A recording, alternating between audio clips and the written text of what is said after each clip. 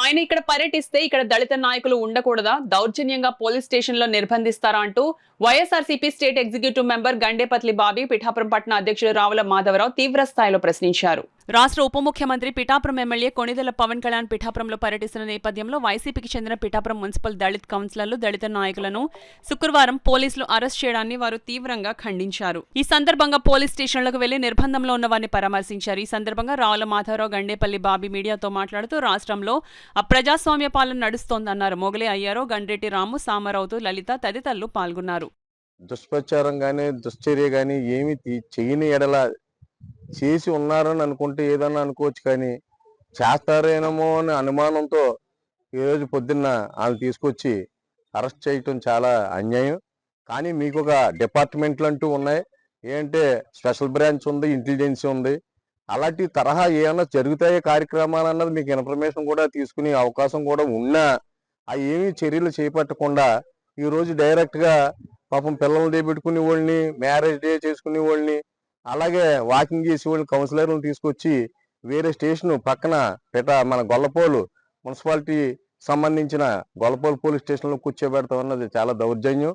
అయినా ప్రజలు ఈరోజు పండగ సంబరాలు చేసుకుంటలేదు, కన్నీటితో ఉన్నారు. కారణం ఏంటి అంటే ప్రజలు పండగ సంబరాలు చేసుకుంటే మీరు సూపర్ 6 పథకంలో ఏదో పథకం అమలు చేస్తుంటే వాళ్ళకి పుష్కలంగా డబ్బు ఆడితే పండగ సంబరాలు చేసుకున్నాం. కానీ ఈ రోజు ప్రజా డబ్బును దుర్వినియోగం చేసి ప్రభుత్వం మీరు సంబరాలు చేసుకుని మమ్మల్ని చూడాలంటే మాత్రం చాలా దౌర్జన్యమైన విషయం. ఏనాడైనా పాల్గొన్నారా? ప్రజలకు అందుబాటులోకి వచ్చారా? మా కౌన్సిల్లో మా కౌన్సిలర్లే ఎప్పటి నుంచో మా పదవీ కాలం రేపు మార్చితో అయిపోతా ఉంది. ఒక్కసారైనా ఆయన మా సమావేశానికి వస్తే ఆయన్ని కలవాలని, పట్టణ సమస్యలు ఆయన చెప్పుకోవాలని ఎంతో ఆతృతలు ప్రతి సమావేశంలోనూ మా కౌన్సిలర్లు అడుగుతూ ఉంటారు, మా ఎమ్మెల్యే గారు ఎప్పుడు వస్తారని.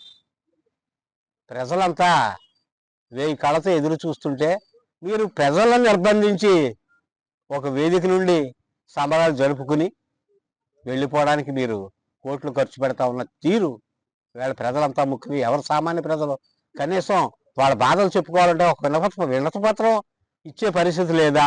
దళితులు వాళ్ళ సమస్యల మీద వాళ్ళు వినతిపత్రం ఇస్తారేమో అని అనుమానంతో ఇంకా ఇవ్వడానికి కూడా మీరు అక్కడికి వచ్చాక అడ్డుకుని ఉంటే మీటింగ్ దగ్గర అది వేరే పరిస్థితి. కనీసం వాళ్ళు ఇచ్చే ప్రయత్నం ఇంకా చేయకుండానే ఇళ్ల దగ్గర ఉన్నవాళ్ళని ఉన్న పడంగా మీరు అరెస్ట్ చేయడాన్ని మేము తీవ్రంగా ఖండిస్తున్నాం. మా నాయకురాలు వంగా గీతా విశ్వనాథ్ గారు ఈ విషయమే డిఎస్పీ గారితోనూ, సిఐ గారితోనూ అందరితోనూ మాట్లాడి ఖండించడం జరిగింది. మా కౌన్సిలర్ని, నాయకుల్ని అందరినీ విడుదల చేయకపోతే దీని పరిణామాలు చాలా తీవ్రంగా ఉంటాయి. వంగా గీతా విశ్వనాథ్ గారు, మా మేడం గారి నాయకత్వంలో మేము ఉద్యమించబోతా ఉన్నాం.